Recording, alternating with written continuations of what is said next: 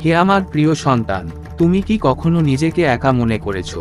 তোমার কি মনে হয়েছে তুমি আর পারছো না, তুমি ভেঙে পড়েছো? চারপাশের মানুষ, পরিস্থিতি, এমনকি নিজের মনও কি বলেছে তুমি দুর্বল?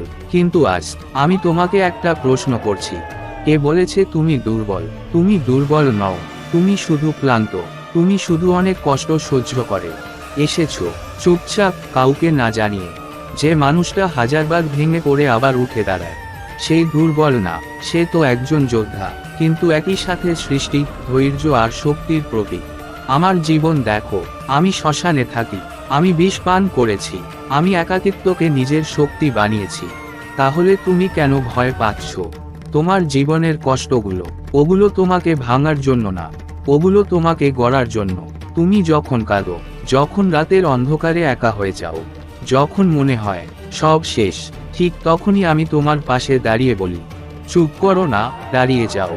তুমি ভাবছো কেউ তোমাকে বুঝছে না, কিন্তু একটা শক্তি আছে যে তোমার প্রতিটা কান্না, প্রতিটা কষ্ট দেখছে।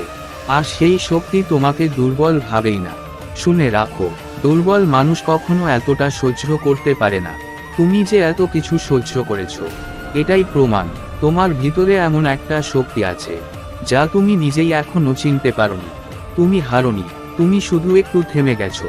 আর থেমে যাওয়াটা ব্যর্থতা না, এটা নতুন করে শুরু করার সময়। জীবনে সবাই তোমাকে বুঝবে না, কেউ তোমাকে ছেড়ে চলে যাবে, কেউ তোমার ভালোবাসার মূল্য দেবে না। কিন্তু তার মানে এই না তুমি কম, বরং এর মানে তুমি এমন একজন যাকে সবাই পাওয়ার যোগ্য না। মহাদেব বলেন, নিজের শক্তিকে চিনো। তুমি কারো উপর নির্ভর করে বাঁচার জন্য জন্মাওনি, তুমি নিজের জীবন নিজেই গড়ার জন্য এসেছো।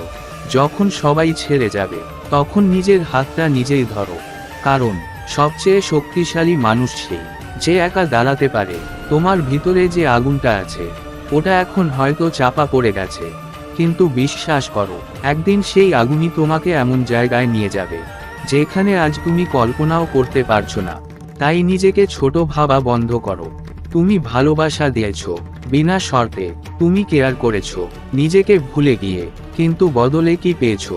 হয়তো কষ্ট, হয়তো অবহেলা, কিন্তু এটাও মনে রাখো, যে মানুষটা সত্যি ভালোবাসতে পারে সে কখনো দুর্বল হতে পারে না। আজ থেকে একটা কথা মনে রাখবে, যখন কেউ বলবে তুমি পারবে না, তখন নিজের ভিতর থেকে একটা আওয়াজ আসবে, কে বলেছে আমি দুর্বল? তুমি পারবে, তুমি উঠবে, তুমি নিজের জীবন বদলে দেবে। মহাদেব তোমার পাশে আছেন, তুমি একা নও। তোমার কষ্ট, তোমার কান্না, সব কিছুর একটা মানে আছে। তাই আর নিজেকে দুর্বল ভাববে না, কারণ তুমি একটা ঝড়ের মতো শক্তিশালী। কে বলেছে তুমি দুর্বল? তুমি তো মহাদেবের সন্তান।